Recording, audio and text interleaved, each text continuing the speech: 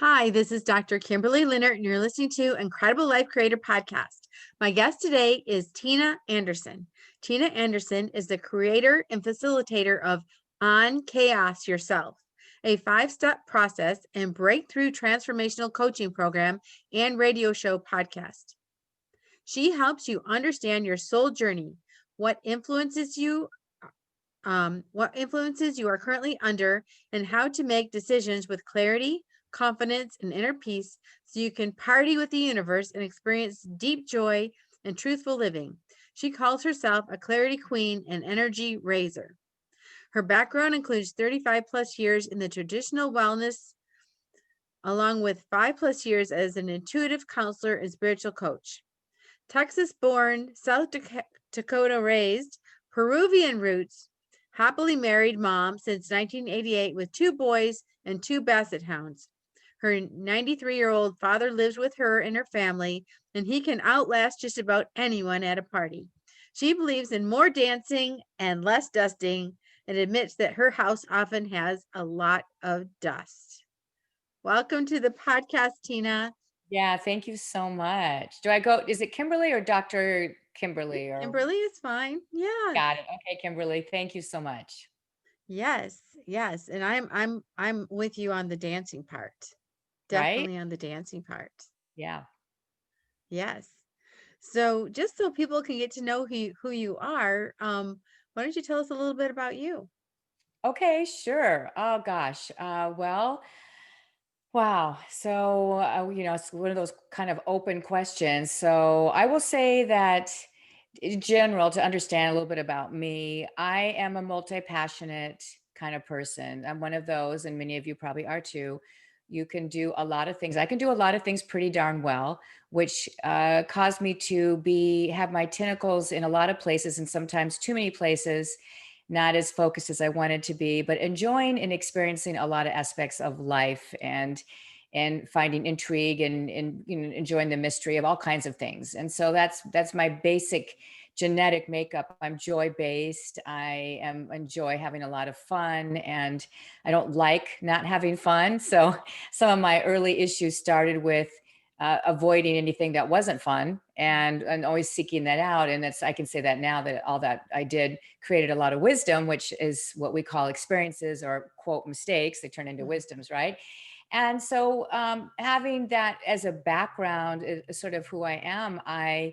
I started off in communications and really enjoyed a lot of work in that, and found a passion in writing and events. And I moved in and kind of moved around a little bit out of that and moved into media work, which was more traditional radio and video and television, did some work in there.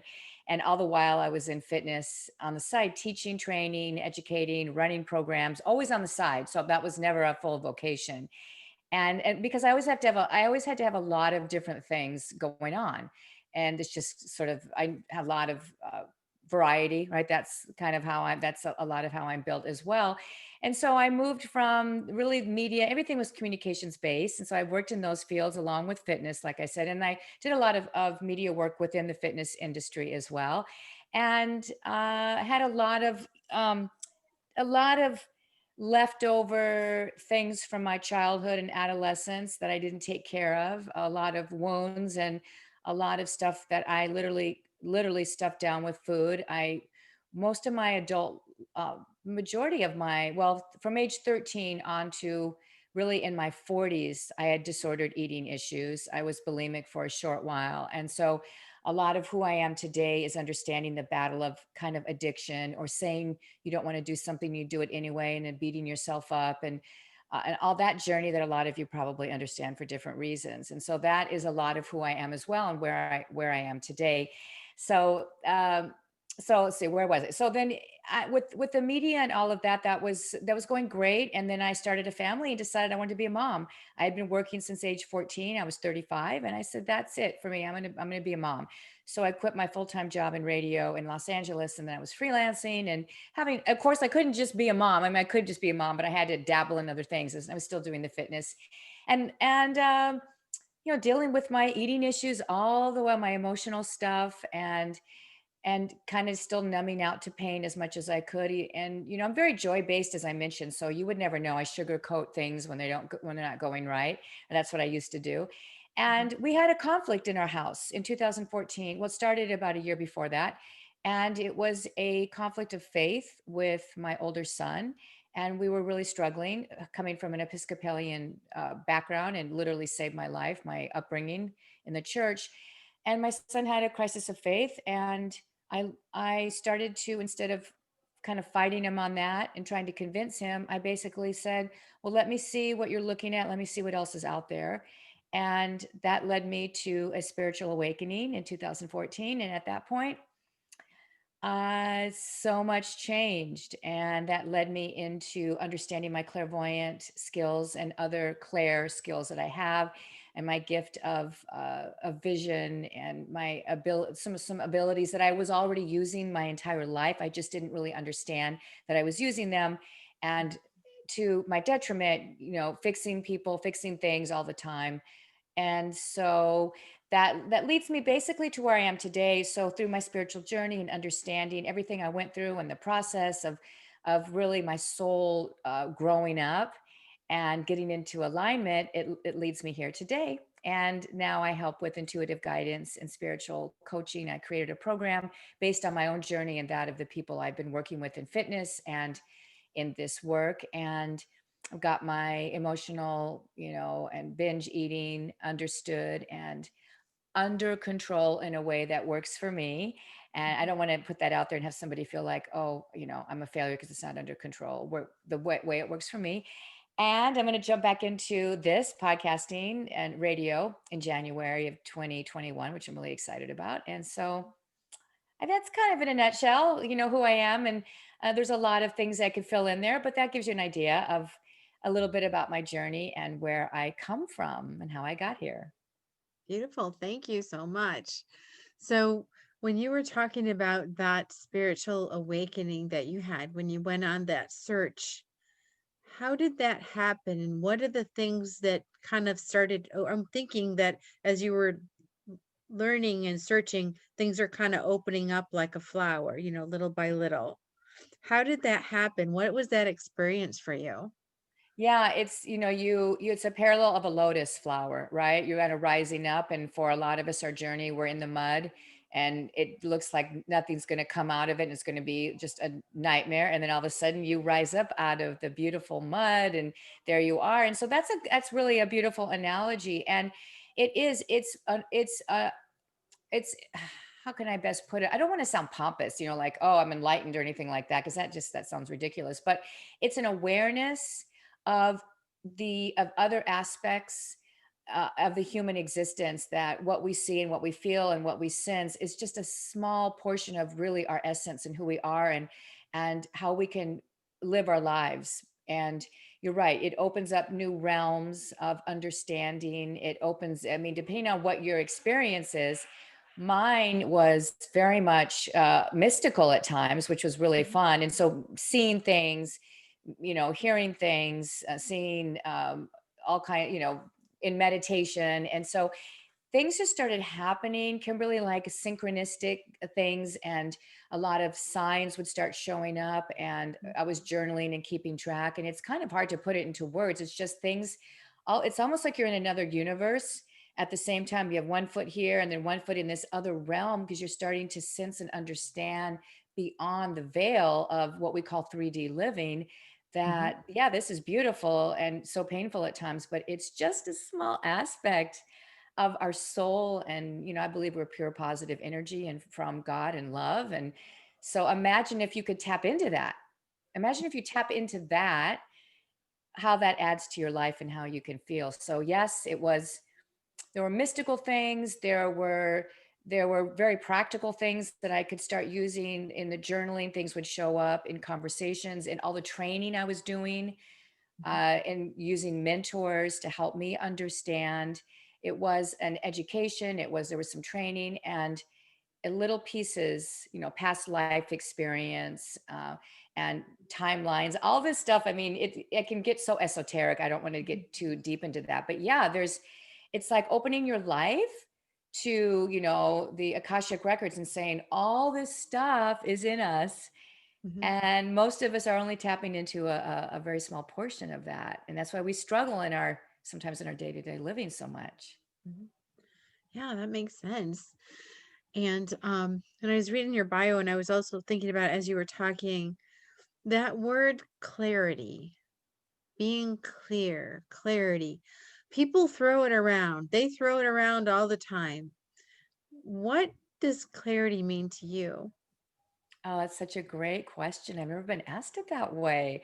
Ah, good question. What does clarity mean to me? Well, yeah, clarity for me and the work that I do is definitely understanding who you are at your essence, what's important to you, how you want to show up in the world, what people will support that, and having clear boundaries and an alignment in your daily activities that allows you to always know that you're making the right decisions in the right spot with the right people. And it's also understanding all the signs and symbols that will come at you to make sure that you do know that you're in the right place. So clarity is really understanding who you are at first and foremost, because we struggle with clarity. If you don't really know who you are, what you're about, and how you want to show up in the world, how do you have clarity about any decisions that you're making if you don't know who Mhm. you are? Right. So Right. really it starts with that. Like, okay. And I ask my clients, and I ask people a lot, like, who are you at your essence? And if you don't know that, and it's a kind of an interesting question. So you might have to say, well, can you explain the question better? And I would understand that. But a lot of people just have no idea. So how do you have clarity if you don't know that? So that's probably the best way that I can answer a beautiful, deep question. I love that question. Hmm. Yeah, and as we're thinking about the essence of ourselves or who we are, we wear so many hats during the day, moms, dads, husband, wife, professional, skier, whatever, whatever. We have Right. all these things. And so sometimes I think, at least sometimes I feel like, okay, am I being my true essence self, or am I just playing the role? So how do we continually put ourselves back into that person who we want to be and who we know we are, when these other things come in, almost giving us an assignment? Okay, moms do this. Oh, yeah. Another great question. Well, in answering that, which is another great question I haven't been asked before. So let me just make sure that I can find the right way to describe that.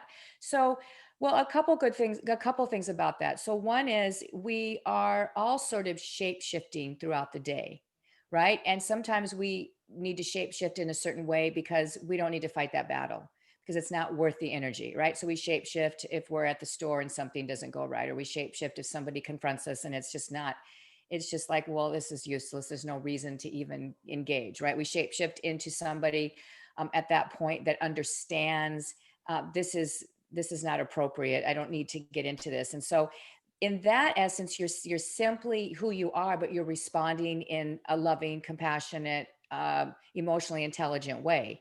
So when you're shape shifting based on the circumstances, that's really more responding, right? But if you get out of who you are and you know that, okay, for who I am, my let me before I go to that, let me go back to another one, because you mentioned mom. So before I jump into that stream too much, so that's one answer. Okay, so but you're right. Let's say for me, I am a mom of two young men, and I'm running a house basically of six people, and my dad, who's almost 94, lives with us, right? So I have a lot of interesting energy, and happily married, and I got my husband and two, dogs and all the stuff going on in there. So if I'm saying at my essence, I allow people to stay in their lane with the proper boundaries, and to be who they need to be, and to not react, but to listen and then decide the best way to respond. So if that's part of who I am and my essence, by the way, so this is more clear to you, is to have peace, harmony, and unity and understanding among all entities in the world. So that we have complete harmony. It sounds kind of like, yeah, right, woo woo, but I really mean that. Like Mhm. the ultimate of my essence, which I wouldn't say normally unless the question came up, because it's too big of a big of an answer, but I'm really here to make sure that Kimberly understands who she is, and so she can stay in her lane, so she can allow someone else to stay in their lane, so everybody stays in their lane and nobody's getting triggered, and we all live peacefully, understanding we're different, right? And we Mhm. can be more unified and understand each other. That's really what I'm here to do with the work that I do. So let's say, knowing that about me, how do I not lose my essence in a day where I'm dealing with my dad and some of his fear, and my sons and their music situation, and my husband over here, and I'm wearing different hats, right? Well, Mhm. it's really the way that you respond with your energy and your words and your actions. So you stay who you are. You know you're staying who you are if you hold on to your true essence throughout the day. So if I'm saying, listen, I support my kids, and I'm not judging, I'm ascertaining, and I have discernment, and then all of a sudden I say, well, I don't know what's wrong with you. I've told you 3 times that you're supposed to do that. And I mean, can you imagine what would the neighbors think if you did that? Okay, that's not who I am. Mhm. That's reacting and getting out of who I am. And that just actually gave me like goosebumps because it was so not me. Actually was weird to even say that, but Uh-huh. that's me losing the essence of how I want to show up and how I'm trying to support my family. And yes, Mhm. it'll happen where we sort of get out of who we are because we're human. It Mhm. happens to all of us, right? So if I'm also about harmony and unity and all that, and I start having terrible self-talk because I had 5 cookies because I really did want to numb out. I knew what I was doing and I wanted to, and I was fine because I'm fine. I'm not, it's not a big deal anymore. Right. But if I had those and I went, oh my God, what's wrong with you? You've done so much work on this. That's not peace and unity within myself. And so Mhm. then my energy, and how am I going to help someone else? So as you put on the mom hat, right, and you have to scold your kid about something, or you help them to understand right or wrong or whatever that is, you still know who you are when you do it. You have, if you're training an employee, Mhm. and you know who you are, and you know when you step out of that, if you know what you're, how you want to show up in the world. It's just that, yeah, you're taking off different hats and roles, Mhm. but how you respond, and I say that instead of react, your words, your tone, your facial expressions, whether it's loving with a hug or a touch, Mhm. all of that is still you. You write something, you send a note, you have an email, right? Mhm. So does that answer your question? Does that make Yes, sense? that was a great answer to the question. All Thank right, you. good. Well, we are shape shifting because we Mhm. have to, right? Mhm. We have to, and so that's just part of being human. And sometimes, as long as it's not to your detriment, it's okay to let certain things go. It's not that someone's disrespecting you. It's just that you know who you are, and you know that you're not engaging, right? You just know it doesn't mean that like I didn't stand Mhm. up for myself. It's like I'll stand up for myself in the right way when I need to, when it makes sense, but it doesn't always need to, I don't always need to do it. So I want to make sure people understand that it's not like you just go, okay, whatever. I'll just take anything. Oh, no, it's just that you ascertain and you discern in the situation. And you say, can I stay who I am in this? If I'm going to have an argument and I'm really going to lose my cool, I'm going to say things I wish I wouldn't have said. I'm going to be the person I don't want to be anymore. Then you have to decide, okay, then maybe I need to cool off and Mhm. sleep on it and talk to this person tomorrow so I can remain the person I'm trying to be. Mhm. And that's another Yeah. example of when you kind of lose yourself and you go to, in my coaching program, I call it, I have version 1.0 when you start with Mhm. me, and then we go to Mhm. version 2.0. And so it's Uh-huh. like, is that a 2.0 Kimberly, or is it a 1.0 Kimberly? And that's what I use. So you can automatically quickly go, oh, shoot, that is a 1.0 move all the way. Right. And so Mhm. it's nice to, to be able to shift back and forth. And we still do it. Like I said, we're human. It's, you learn everything, but it doesn't mean that you interact and you change, and you can change everything forever. I mean, we're Mhm. just human beings with flaws, and our Mhm. egos jump in there even when we don't want them to. Yeah, yeah. As you were talking, I was thinking about when you said just, you don't need to engage. And I have a friend that she's married to someone that he likes to drink, and when he drinks, he gets very angry and mean. And she said to the point where he'll follow her around the house. He's not, hurting her physically or anything, but he just he's following her around the house because he's feeling angry. So wherever she goes, he's following her. And she said he could do that all day. She said, because I don't engage. There And you so go. it just diffuses and he stops doing it. You're And right. That's beautiful. Good for her. She's figured it out, right? She's figured mhm, it's not that she's being disrespectful about herself. She knows where she wants to be in this situation. She's in alignment with her energy, how she wants to be, how she wants her house to feel, and how she wants the interaction to be. And this is her choice. So she's empowered because sometimes people get really confused, like, well, she's not staying up, or she's really, like, no. The power is when you know you're in alignment. And what it may look like on the outside for somebody else is nobody's business. mhm. When you know that's good for you, then that's good for you, even if it doesn't look that way. And I love that. She doesn't need to engage. And if he's trying to do something or say something, and she probably has some beautiful responses she could say. And she's like, no, not worth it. Don't need to engage. It's not going to get anywhere. So good for her. Love that. Yes, yes, yes. So when you're working with people, are you working in groups or one-on-one?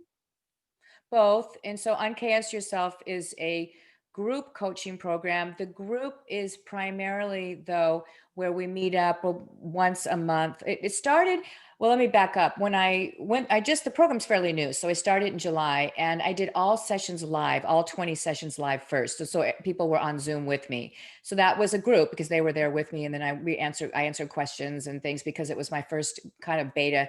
They weren't a beta group. I shouldn't use that term. They were my first group, and they were my really strong group that I knew would be a great group to work with. And some were former clients, which answers the second part of your question, which is I still do singles, and I started doing singles first, just, basically readings or coaching sessions that were one-offs. And so after I finished doing all the live ones, they're now recorded. And so the group aspect is two things. One is once a month. I have basically kind of a share, get together, talk. What are your quote wins? What are you struggling with? You want to help each other. If you're new to the program, you can say hi to some other people. And sometimes people will, they'll share what they learned. And it's supportive and fun. And it's casual, yet it is definitely sacred space, which means that it's what is said there is just for that, just for that. And then as soon as COVID decides to finally finish what it needed to do here, which, it's still not done.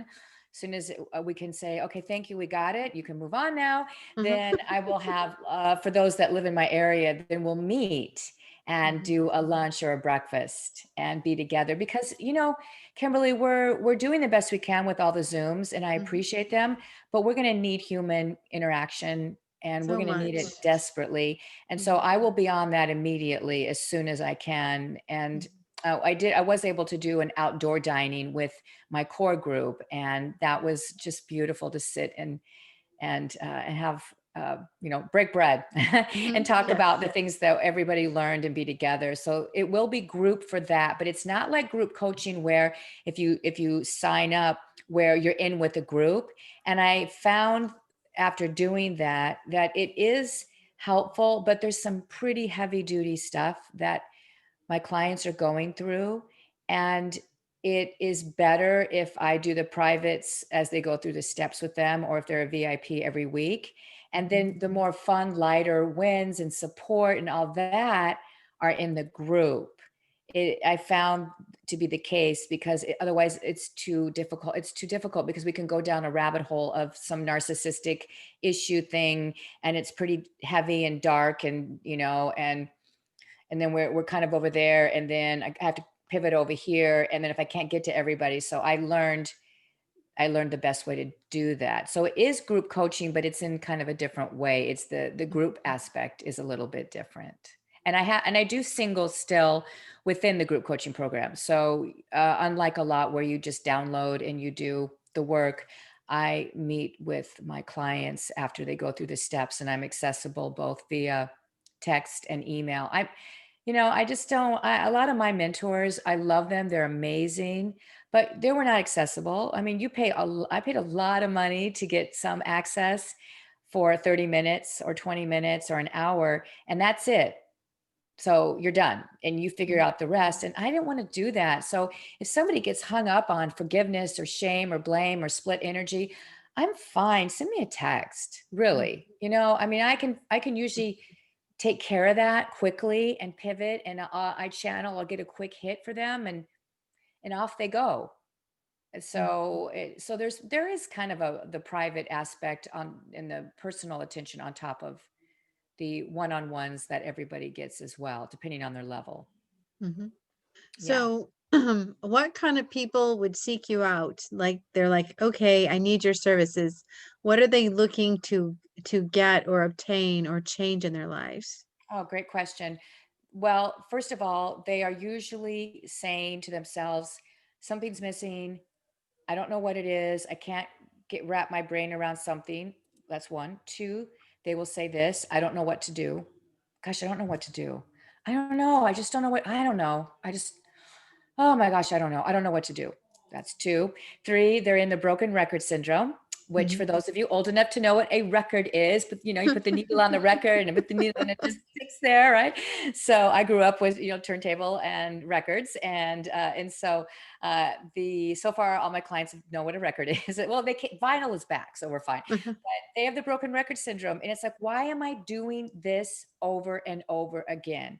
Why do I say I don't want to do this? Why do I say I'm not going to date this person and I do it again? Why am I in my second marriage? Why do I have three divorces? Why do I keep doing this and I want to get out of it? I say I do, but I can't. And Mhm. and then spiritual awakening. And then the other aspect will be someone who's like, I'm waking up, I can feel it, I need some guidance. Mhm. And those are the ones that I get a lot more relationship issues than I thought. And everybody, almost everyone, 98%, 97% of my clients, there are some major childhood issues. There's alcoholism in the family, or there's some there's infidelity, there's divorce, there's mom wasn't available, dad wasn't available. I mean, there's usually some major stuff, or they were the caretakers because there was a sick family member and they were the Mhm. ones that had to take. There's usually a pattern of something in there, and Mhm. if it's not that substantial, there's usually one or two other things in there that my clients have accepted as normal, and have it's been so long that it's like, oh yeah, well, and but they never really understood how that impacted them. So broken record syndrome, Mhm. spiritually waking up, I don't know kind of questions, and I don't know what to do kind of things, a lot of that. And I would say that the that's usually with the people that come to me, and for clarity and confidence, because they're confused. So the bottom line for everyone is there's confusion and not knowing what to do next.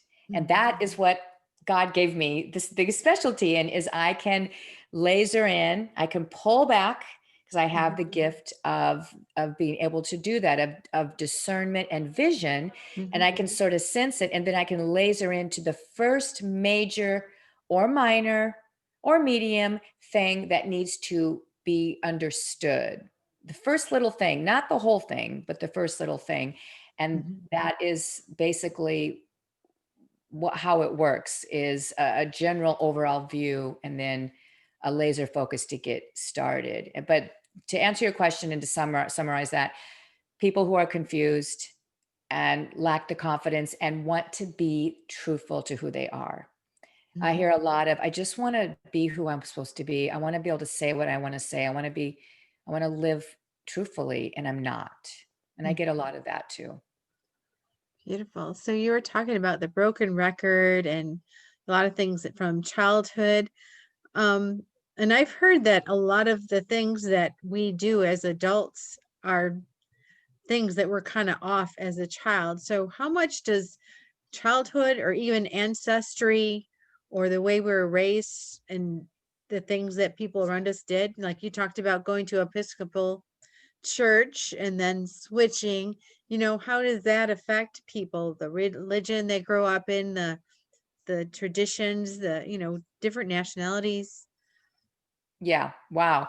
Well, that's the beginning of that is, oh my gosh, that's the essence of really the program, Kimberly, is childhood tribal patterns leading to unmet needs. And it is what I dealt with and now understand. And the not knowing who you are and not really knowing who you are at your essence and how you want to show up, when that's missing, if we go all the way back, there are so many pivots that we have to take as kids. Now, first of all, I want to say, I love my parents. They did the best they could. I'm a parent. I'm doing the best I can. Every single parent does the best he or she can based on what he or she knows and who we are, right? We are all Mhm. doing the best. So when I talk about this, it's with no ill will towards any parents, because I know that we're all doing the best we can. But when we in our upbringing deal with even the smallest of little things, we don't know at a young age how to deal with them, how to handle them, because we're not mature enough. We're little, we're young. We Mhm. start to learn coping mechanisms very early. And those are ingrained in us. And there have been studies that have said our DNA, the, that essence I talk about, of that comes with you when you're born, part of that can go back 16 families. So, my husband's family goes back into Norwegian Vikings, right? My family goes back to the Spaniards and probably some of the Inca tribal traditions in Peru. Imagine that stuff that comes with you. And then you take that and you add it on to stuff that happens in your family. So if you have an alcoholic mother and you're walking on eggshells, you learn very soon, early, it's not about how you feel, it's about how she's feeling, right? And Mhm. that starts so early and you don't know what to do with it. So you find ways to cope and survive. And then everything dominoes from there. Everything dominoes from there. And so understanding and going back briefly and observing, standing back and observing, like, okay, wow, I really need to look at my family and my upbringing with a new set of eyes. Oh my gosh, yes, because it impacts every aspect of your life, more than you could possibly imagine. Now, I don't want anyone to be worried and think, oh my gosh, there's a million things wrong with me because I haven't done this work.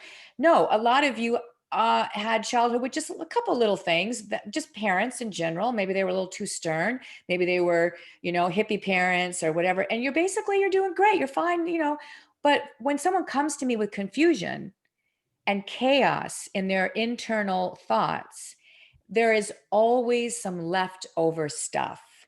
And when you don't Mhm. understand how to deal at a young age, your coping mechanisms start very early, and they're typically not healthy coping mechanisms. And those lead to your unmet needs because your needs were not met properly. Mhm. And for, in my example, my parents divorced when I was about 13, and my mom was not able to be a mother at that point. And she did what she could do, but my dad raised us, and my dad wasn't able to handle a divorce at that time. And so I basically became a surrogate parent to my 10-year younger brother, a surrogate sort of wife, cooking, cleaning, just whatever I needed to do, and put on big happy face at school and everything's great. And before that, some other things had happened anyway. So imagine all those pivots and shifts. And I'm still successful. I'm still doing life really well. But all of that in those unmet needs at that time, which for me turned into an eating disorder. For others, it can turn into numbing out. For others, it can be closed off. For others, it can be so many other things. So number one, you have ancestral energy in you, which I always say embrace that and enjoy. Like, what is that comes? Oh my gosh, it's so intriguing to think about that. But number two, what were the traditions in your family at the dinner table when you went for a drive, when you had disagreements, when it was supposed to be fun time? Uh, how did your family handle all of that? Because that will give you an insight and clue into what you started to integrate at such a young age. Mhm. Yeah. So once someone realizes that, basically the child is running the show because you're using those coping mechanisms. So once you actually become aware of that, so I'm guessing that as you're working with people, you're helping them become aware of what they're doing. So once they become aware of that, Is it enough to just be aware of it, or do they have to do something to break the pattern? I mean, Yeah, okay, so I know what I was doing, but what do I do? Because if I can't do that, I feel out of control. That's my control mechanism. So if I can't do that control mechanism, I'm going to feel really unstable. you're right. That's so true. Absolutely. Because, and that's why, Kimberly, we do things we don't want to do and get mad at ourselves because it's more comfortable to do what's comfortable from our life.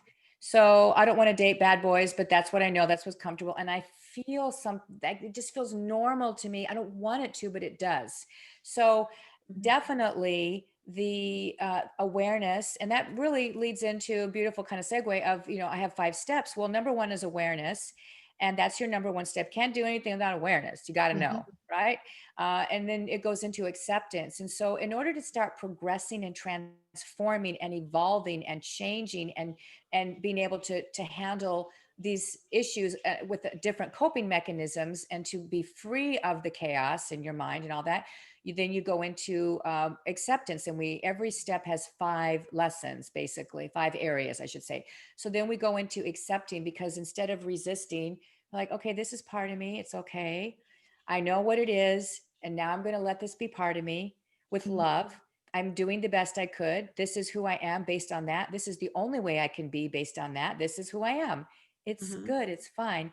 And so we work through acceptance, and we have a lot of, issues oftentimes with forgiveness and blame and shame and guilt. And we work through that.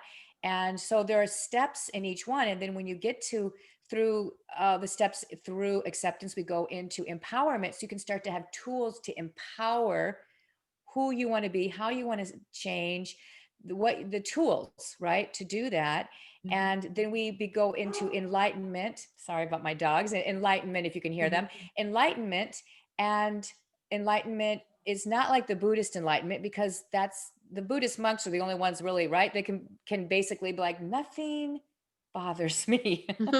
Right? I'm like, I'm not going to go that route, and I'm not mhm, willing. I don't want to be a Buddhist monk, but really, we're to get it fully enlightened. This is why the 5th step is not enlightenment, because it's understanding. It's enlightenment, like, oh, I get it, right? Oh, I get. And then we go to alignment. And when you're in alignment with who you are and you understand all that you went through, you have the tools and the intuitive hits to understand when you're getting triggered and why it starts to all dissipate, and you transform into the next version of you that's not triggered and doesn't need to react in the same way. It doesn't understands, but doesn't need to react the same way. And that's absolutely uh, the best scenario. And that really is, to answer your question, you're right. Awareness alone for me in my program and what I went through was is only step one, and you can't stop at that. Some people, if they have something kind of minor, I've had people in one session when I do just private readings, like someone will say, I do readings for people that are referrals. If they're referred to me, if I've worked with them before, if I met them at an event, or like here, if they heard me and they said, oh, I heard you on Kimberly's. Okay, cool. Then Kimberly's audience is vetted. So I believe we're mhm, good there. So I don't just take anyone, but I've had success where someone comes to me and there's just a little something, and I give them a little mini breakthrough, and that's enough, because mhm, it's not a huge issue. It's like, I've been through therapy, I've done this, but I have this little sticking point. But such a good question, because awareness for me, I learned I had an eating disorder in let's see, there was no internet when I first started with it, right, in the 80s. And I would say in my 30s, I really understood what it was. I did, but it didn't stop, because then I needed to learn how to deal with it. And I didn't really accept the fact that it was going to be part of me in a different way, and that I could grow and learn from it. I was trying to resist it and fight it. mhm, And so I didn't do the acceptance. And I was just trying to willpower myself out of it. Right. And so I had awareness for a very long time before mhm. I was able to move into other areas. And so, yeah, awareness is great, and it can be enough for some, but depending on how deep of a dive this is, it's oftentimes just the stepping stone to get started. Oh, thank you. So, you said earlier that you kind of like to have your hands in all sorts of pots here and there, doing sometimes really different things, fitness over here and working with people over here. Um, so how does a person organize their life to actually be able to do all those things well and not feel like, oh, there's too much to do? Or how do you organize your life? Well, that's a really good question, and I have tried different ways of doing that. And I will say, with my own journey, one thing is, if you're like me, you're always going to probably have a sense of there's a little too much going on, and I have too many piles, because that's how we are. And because the reason you have piles is because you have interest in different things, right? And Mhm. so you probably are going to be pulled and tugged back and forth a little bit. So again, we get out of resistance and we say, this is who I am, and everything's fine. Now, if feels really icky, if my gut's telling me something's off, that is completely different than just sort of knowing that I'm going to have this going on. Like today was one of those days, and yesterday we're in the middle of remodel because of some water damage, and I'm literally going from trying to figure out what paint over here to, oh, we have to get a new vanity over here, to I had to bring in our beautiful animal Cairo to help with our Basset hound who wasn't walking, and he's over there. And then over here, my son's asking me about something that he needs help with, right? And then I'm over here and I got a coaching client, and then I'm doing a class on decision making. So I'm writing some of that. And then I'm like, oh, I need to answer Kimberly's questions. I need to go over there. And so that to me can be normal, and I'm not resisting that. And I'm doing work and I'm handling other things, right? And I'm more involved in the remodel process because I like decorating. I like the idea of picking things. So I'm spending more time, even though I have someone helping me. So I have my hands in searching and and all that. So that's normal. That's normal. And but what I have to do, and what I would suggest you do, is that you have to have a system to start and end your day, so that you don't end your day in chaos and start your day in chaos of stuff, stuff, because that we don't want. You can have stuff, you can have piles, and you could be juggling, and you can multitask. Now, Mhm. for a while there, I was telling everybody, don't multitask, you're not focused. I'm designed. I've done just dabbled in what's called human design, and I'm what's called a manifesting generator. And my lines and the way I'm built is to multitask. Now, certain people are not designed that way, which is part of what I do in the program. As I look up your human design and I figure that out for you on a very basic level, just so you kind of know, are you a generator, which means you're a workhorse? Are you not? Then you're this. And so I know that I am in alignment doing lots of things, but I know that if I don't get up, and if the weather's nice, I walk, and I journal. I do a little bit of EFT. I do a little bit of tapping usually, Mhm. and I meditate first thing with that, or I usually have my meditation during the day, or when I'm doing, or nighttime. I have it somewhere in there. I know I end my day, if the weather permitting, with a nighttime walk, even if it's up the block, Mhm. and I settle down, and sometimes I'll numb out with some really ridiculous TV or something, because that's part of what I enjoy. And I'm Mhm. like, I always tell my kids, don't tell anybody I'm watching this. Don't tell anyone I'm watching this show. But it's an escape from reality, and I love shows that are kind of, I get to see human nature and whatever. So you've got to have a system for starting and ending your day. And if you start to feel like it's getting out of control, then it is, right? If you're not finding joy in a little bit of the smattering of stuff you're doing, if you're pivoting and shifting and it feels stressful and you're not getting things done, it's not enough, then you need to reevaluate, focus more. And what my beautiful business coach, has taught me, and is very common now, is to batch your items. So, no, I won't do this at all today. I will batch that for Tuesday. For Tuesday, I will go through all my emails, so I'm not so scattered. On Wednesday is my writing day. So on Wednesday, I'm going to write a blog. I'm going to write this. I'm going to write that. But on Thursday, I'm going to paint. I'm in something completely different, Mhm. because I love that. Or I'm going to go for a hike, and my day is going to be focused a little bit more on nature. I'm going to leave the writing completely alone. But on Friday I'm in the garden or whatever. You have to decide, but batch it out. Trust your gut, trust the way you're feeling. If something is starting to feel, best term I can use, I grew up with the term icky. If it feels icky or off, or you're like, oh, ugh, no, this is not me enjoying this anymore. Then you have to stop and figure, okay, what's going on? And do I have way too much stuff? And so it's being, again, conscious of how you're feeling through your stuff. And I would say for sure, though, you've got to start and end your day a certain way. It's a Mhm. nice little rhyme. Mhm. Start and end your day a certain way that supports you feeling not scattered and not cluttered. And then if you do bite off more than you can chew, then you did, and you don't get mad at yourself. You just go, okay, I did this. I won't do this again. What do I love to do? What is fun? Where do I lose a sense of time? And you know where that is, and where is it arduous? And am I putting Mhm. arduous stuff in, and why? Because I think I'm Mhm. supposed to. I'm supposed to post on Facebook every day. It's not getting me business, or I don't need to see everybody's stuff, but I'm doing it. Mhm. Whatever that is. So that's what I would recommend. And then trust what your gut tells you, not up here.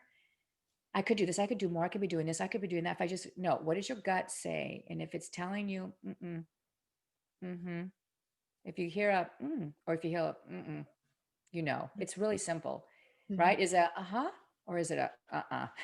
Mhm. Move from there and have your system, what works for you. Maybe have, like, I have two calendars I work with. I like paper. I'm a pen to paper person. I have a giant calendar. When I look at it, Mhm. it really helps me to see what I have coming up and to stay Mhm. focused. So figure out your system Mhm. and then trust your internal voice and your nudges, your intuition. You'll know. Mhm. Yes, thanks. That was all so helpful, Oh, good. especially for me, the batching, because sometimes it's like, okay, I need to sit down and write, but I can't concentrate on writing because I'm still thinking about the remodel. Yeah. Right? So to do that batching is really, really helpful. Yeah, just batch it. It's amazing. You get way more productive.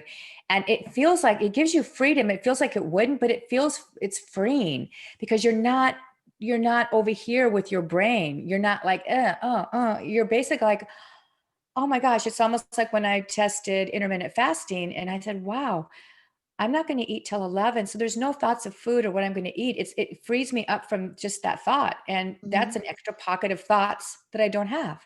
And so when you Uh-huh. batch, you're like, well, I'm not doing this. I'm not doing that tomorrow at all. So when I wake up, I'm thinking about it. Uh-huh. And so it frees up your time. It frees up your soul. It's freeing, not the opposite. It might feel restrictive because you're saying, I'm only going to do this on this day, but actually it's the opposite. It really feels good. I think it does anyway. So yeah, definitely try it. And if you're listening and you think, I don't know, just try it. If you're scattered, try batching some of your stuff and see how it feels. Okay. Well, now you said starting the beginning of the year, you're going back into radio, podcasting, broadcasting. What excites you about that? And tell us what we're in store for. Yeah. What are we going to listen and hear and see from Yeah, you? so I come from radio. I come from Los Angeles radio, major top radio in LA, and it was the funnest job with events that I've ever had in my life. So fun. And so I don't want to try to jump back into traditional radio. So I will be at home and also in a studio that it's called Sitch Radio, like Situation Radio, but Sitch Radio. It's in Orange County and the Irvine area. And so I can go in studio and I can interview from there and eventually bring guests in too. And what excites me about broadcasting and radio, especially live. So the reason I'm gonna go live. So I'm gonna be a live internet and it'll go to podcast. The reason that I'm doing that is the thrill for me is anything live, whether it's on stage. I've been teaching up Mhm. until COVID, teaching fitness for 35 years. So teaching aerobics back in the day. So Mhm. walking into my spin class, feeling the energy, knowing that I have a plan, but it's going to change, how I can describe what we're doing, picking up on what, having the right words, the encouragement, feeling the collective in a good way of what I need to say. Just it's me in alignment. I'm in alignment in something where there's a live audience or people, or I know that there could be. And it's exhilarating for me. And it brings me such joy because I know that I can pivot and shift the way that I'm supposed to because I'm trusting how God is and my team, my angels and the universe is going to use me. So it's me just like, okay, I'm ready. Let's go. I'm not concerned about something falling apart. I've been through live morning radio, morning drive radio where everything can fall apart. So I've already been through all that, right? And the excitement of having to pick something up, all the event work I've done. I like being proactive. I like all the stuff that can happen. That's something, a challenge for me. And I like being having to act on my feet quickly, right? I enjoy that aspect. I enjoyed, and with acting, improv was really fun. So in radio is kind of like that. So the podcast is used to be, I started when podcasting first came out. I was one of the early adapters, and I had a really successful show called Get Fit, Stay Healthy. But I pivoted out of that because I didn't want to talk about, six pack abs anymore. I really had enough of that. I was like, if anybody asked me how to get six pack abs one more time, I literally, I've been asked it so many times as a trainer, and I just can't take it. Right. And so I put it on hiatus, and then for a long, long time, and now I'm ready to bring it back. And then it was for a while, the Tina Anderson show. Well, I did a syndicated radio show called Life in the Groove. And so then I put those into the podcast. And then during my spiritual awakening, I did a little bit, put it to bed as the Tina Anderson show. And now it's coming back finally where it's supposed to be, which is an extension of my program. So it's UnChaos Yourself. So it'll be live on Thursdays at noon Pacific, and it will be basically UnChaos Your, and I'll have specialists on. Sometimes it'll be just me, but it'll be, UnChaos your decorating, UnChaos your gardening, UnChaos your eating issues, UnChaos, whatever the subject is, UnChaos your clutter. It'll be UnChaos, whatever it is, your anything, right? That we go through in life. And it could be UnChaos, your dog training. I mean, I'm just going to have fun with experts. And the whole idea is to put clarity and understand this area, whatever we're talking about, in concise ways, and answer the most important questions and give people some quick nuggets, right? And some good nuggets that they can take and bring understanding in all these areas like you're doing, so that we get an insight into the window of people's souls and who they are and subject matter. So we start to understand that we are so similar in so many ways, and to unify and to understand. And so that will be it'll stay as a podcast, obviously, after the taping. And but I have the ability then to be live, even if even if no one's listening, it doesn't matter right away. Or if people come in here and there, I'll know that someone could be. And I'm already doing a show for this organization. They have a drive time show, internet radio, Thursday and Friday. And I do what's called the Friday Feel Good segment on Friday mornings. And that's live at 7:45 a.m. And so I'm already doing that with them. And that's fun because it's live. And so, I have to be. So it's the fact that I get to channel whatever I'm supposed to be saying with whomever I'm supposed to be saying it with, wherever I'm supposed to be. And I trust that process, and that I know that even if I hit one person with something, there'll be a domino effect. There'll be a ripple effect, and I will be doing what I'm meant to do, and I'll be in my essence. And I'm also here to bring joy and to raise vibrations. And when I do that, as you can probably tell from my delivery, just who I am also bring energy. I was given the gift of just bringing lightness and energy. And I have a big, I have a big connection to the angelic realm. So I bring in the lightness and love of angels, and a strong energetic vibration that helps basically raise up whomever's listening or whoever is around me. And so, in fact, that's when I'm not in my essence, Kimberly, is when I get somewhere else and I know I'm not doing that, and I'm in the opposite. I know I've really lost myself, right? If I've gone into a place that I don't want to be, because we were talking about that. So for me, I'm on purpose, because on purpose is something that you can't not do, but it just shows up in different ways depending on where you're at and what you're doing, but you're always on purpose.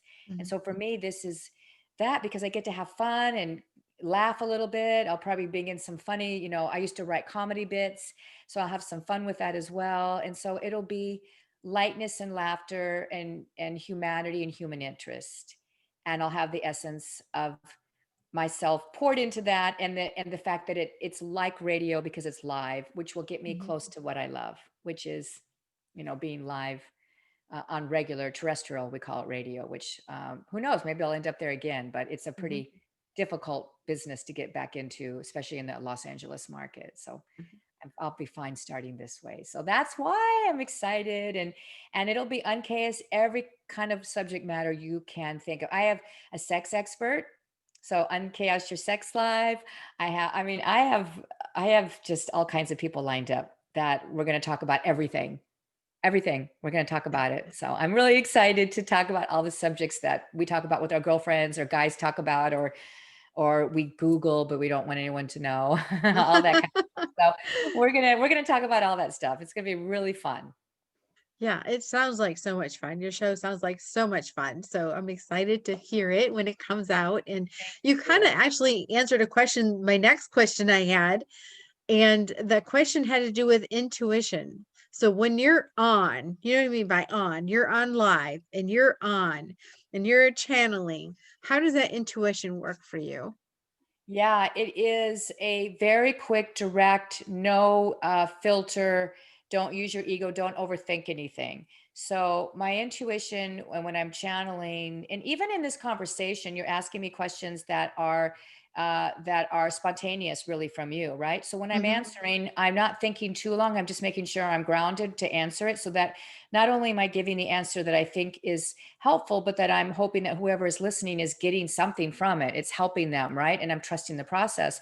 So I'm not overthinking what's the right way to say it. I'm just going to say it. So the intuitive part of me is basically going in, being grounded and trusting that when I open my mouth and that when I ask a question that I can listen without having to think of the next question. And this is part of what you do as a podcast host. The Hmm. best hosts, the best interviewers are not thinking of their next question. They're trusting that it will come based on being in the moment and listening. And that's how I work with my intuition. And also just my intuitive hits with where I can go with the question, can I dig that deep? Can I push a little bit here or there? And my background's actually journalism. My Hmm. degree is in journalism, and I did a lot of writing and interviewing when I worked in PR. So I have that background anyway. And it's trusting that I'll get a sense or nuance, or I'll hear or see a picture of something. I'll hear it, or I'll see a picture of whatever I'm supposed to go to. Like I'll see a well and I'll see it empty. And then I'll be like, something about an empty well. Okay, and I'll quickly just find that. And Hmm. then words just come out and I trust. And usually it works out pretty well. Yeah. Sometimes here and there have to deal with it. But it's trusting that, it's being in the moment, feeling that person's energy as well. What am I getting?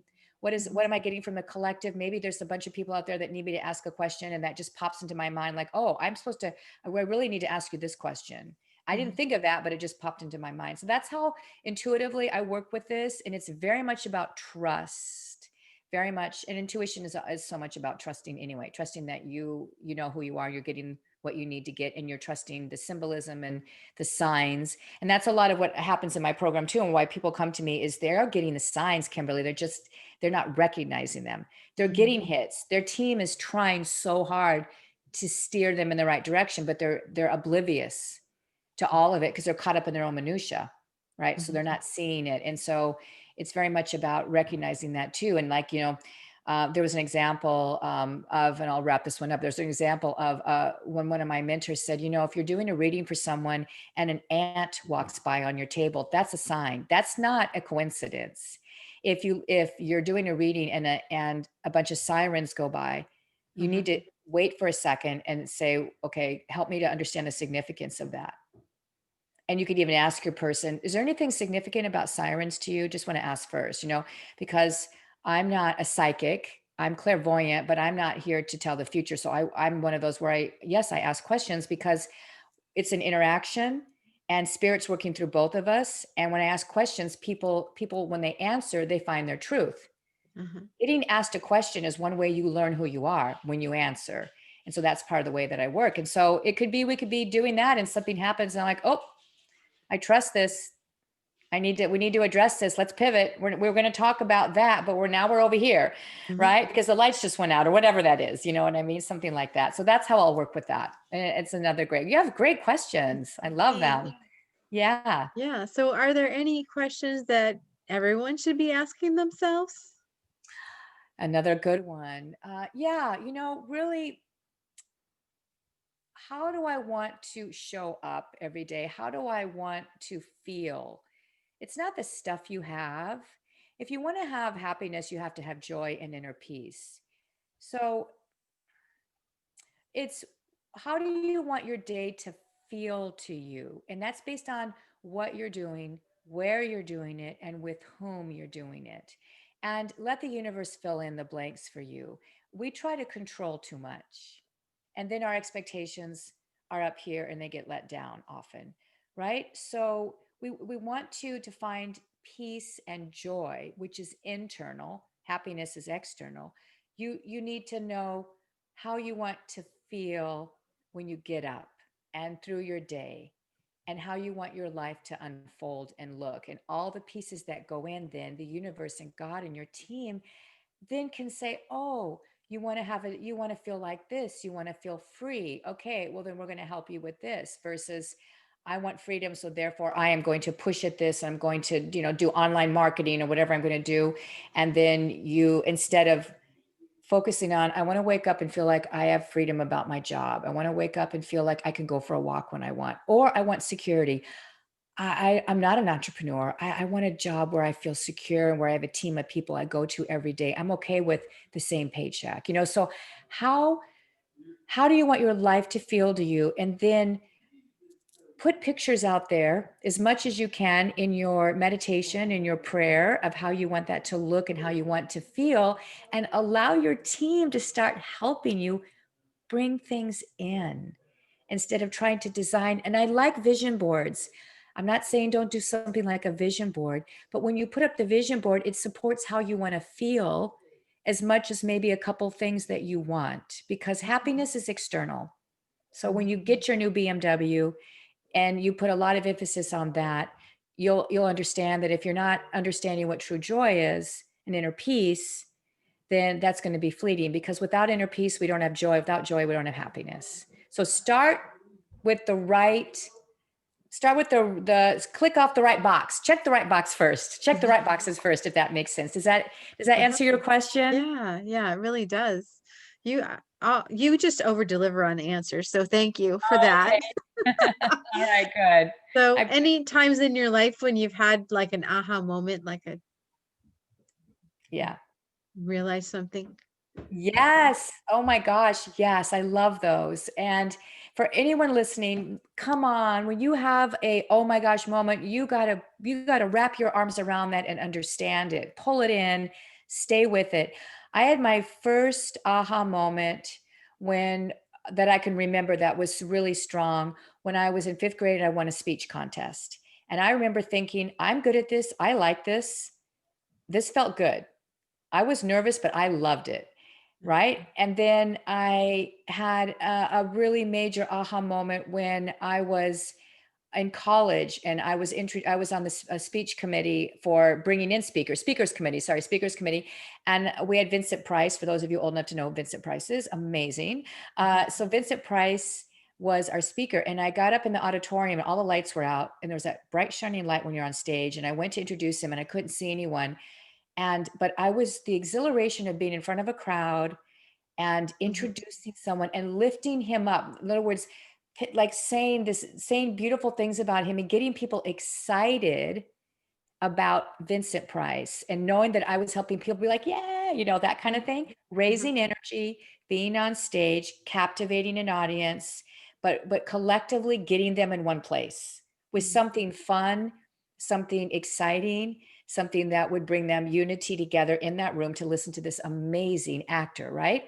And at the time I didn't get all of that, but it made sense later. And then one other time when I got into radio, and so many pivots and shifts in radio. And when I got into fitness and I started teaching, and I could get up and I could raise the energy and help people to feel better and know that the right words would come out. So when I started teaching, especially spin, where I could to use the music and some meditative stuff and take people on journeys and feel like, oh, I should say this, and groovy music and themes. And I just created an atmosphere and unified my group, my Saturday morning. I call it the Saturday morning cycling experience, because it became that, right? And then the last major one for me also, when I was on stage introducing artists at a venue here called the Coach House.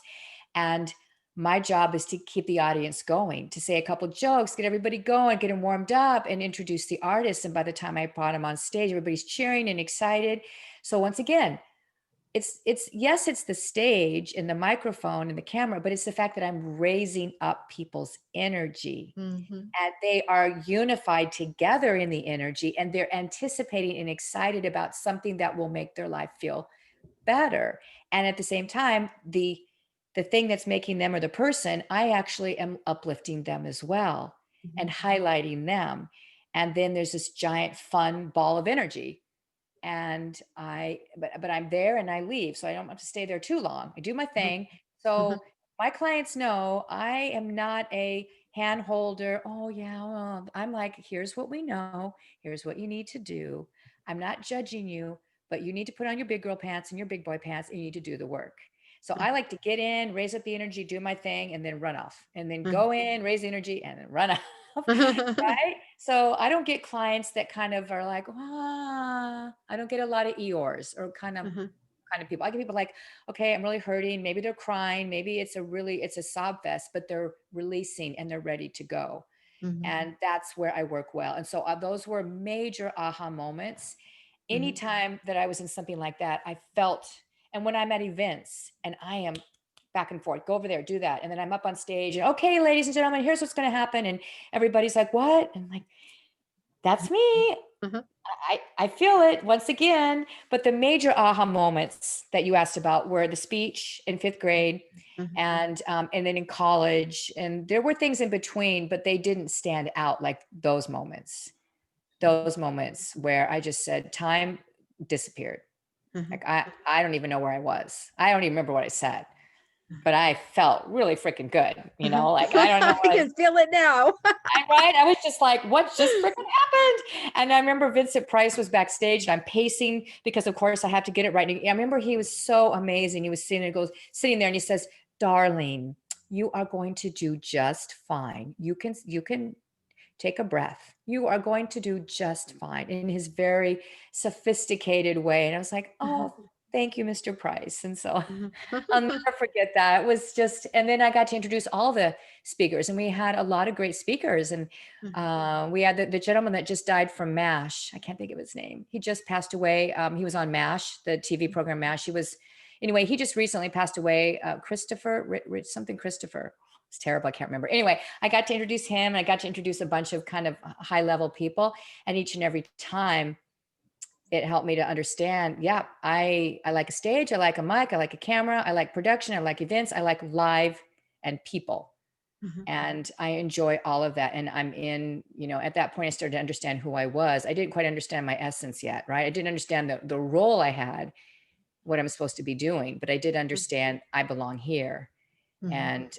And so those were a couple of mine. And I'm so grateful that I recognize them because they just light me up every time I think about them. Yeah. And yeah, You're lighting up as you speak about it. I So bet. Yeah, they're so yes. fun. They're so fun. Yes. Yes. So I bet there's lots of people who would like to, be a part of your group or find out about you and what you're doing. Where do they find that? Do you have a website? Do you have they I find it in do. social media? Where do they find you? So, I'm on social media under Tina Anderson OC. So OC stands for Orange County, a lot of Tina Anderson. So it's just my name, TINA ANDERSON. So when you go to social media, I'll pull up on that if you want. You can go to any social media except for LinkedIn, it's Tina Anderson, but you can find me on social media. I would love for you to consider going to my website and getting on my email, getting subscribed to my email because I send out a series of 6 things. And right now it says a guided walking meditation, which you do get, but you get 6 things and it's a toolbox. And I put a lot of thought into the 6 things that you get. And they're really cool. And so you get this toolbox, and one of them is an actual session from UnChaos Yourself, the coaching program, which is 20 sessions. And so it's the split energy one. You get that as part of it. So it's tinaandersonoc.com.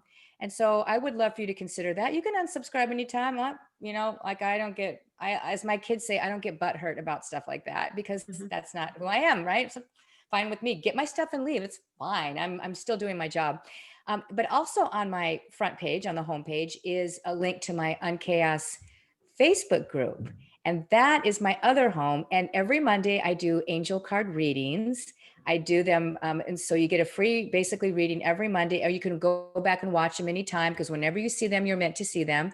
And I'm having people have all kinds of unbelievable synchronicities and just mini breakthroughs and validation that they're on the right track with something, or a quick, hold on a second. Well, hold on before you do anything. Right. I'm getting and having it just every week something happens. And so if you join my group, it's on Facebook, it's under just UnChaos. So those are the areas that I would say. And of course, if you'd like to work with me, I've got a link on the TinaAndersonOC.com, which says I'm ready to go. And that will take you over to unchaosyourself.com, which is all about that program. And so I would say social media, Tina Anderson OC, or go to tinaandersonoc.com, which is what I would prefer, and join me and join my group, and we'll get to know each other. And as you can see, like to have a lot of fun too. So I do walk with me stuff. So I'm going to start some guided meditations in my live meditations and some other things. And we just celebrated December birthdays in my group. So we celebrate birthdays every month too. So you can say when you were born and what day you were born and where. It's always fun to see. So it's fun. That kind of fun stuff just helps us to feel unified. Okay. So that's how I would love for you to find me. If you feel called, or if you feel like you're leaning into this a little bit, then yes, please act on it and let's see where it takes us. We'd love it. Right. Well, Tina, thank you so much for being on the podcast today and for all your wisdom and your sharing. And I've learned a lot. So thank you. Oh, good. Well, thank you. I'm always honored to share the space with someone who wants to bring joy and vitality. And I know that's what you're doing. And so I appreciate you spending your time to uplift others as well, because we need 1,000,000,000,000,000% of all of this, and to counteract and balance out the fear that's out there right now. And so thank you. And I'm honoring what you're doing too. So wonderful. So thank you for that as well. Great. Thanks. So I have one last question before we get off the podcast. Okay. What is your best advice on living an incredible, amazing life? Well, you have got to understand the difference between joy and happiness, and you've got to make sure that you have true inner peace. And that comes from everything we talked about today. And that is what you were born to do. And that comes from unconditional love for yourself. We came from love, we go back to love. The whole journey is about that. And when you can really dive into that, that always leads you to the right path when you can do that. So really understand that it starts with your inner peace, knowing who you are, accepting where you are right now, getting help if you need it in any way that you can or however you can, and moving through understanding your journey for the beauty that it is. There's deep meaning in everything about your life and your purpose. You can't not do it. Being on target with who you are, what you're meant to do, and knowing that external things will bring happiness, but that inner peace and pure joy based on showing up the way you want to is, and with the inner peace, is what really matters. And that's how you will be able to do that. And so be careful you're not, barking, you're not barking over here on the wrong tree, and, and over here doing this and doing that and fluttering around, and then wondering why you're not feeling the way you want to feel. So you got to do the work though, right? You're in charge. Take responsibility. That's the other part of it. Take responsibility for everything, and then co-create your life. All right. Thank you so much. Yeah. And we'll talk to you again soon. Okay. Thank you, Kimberly. Bye, everybody.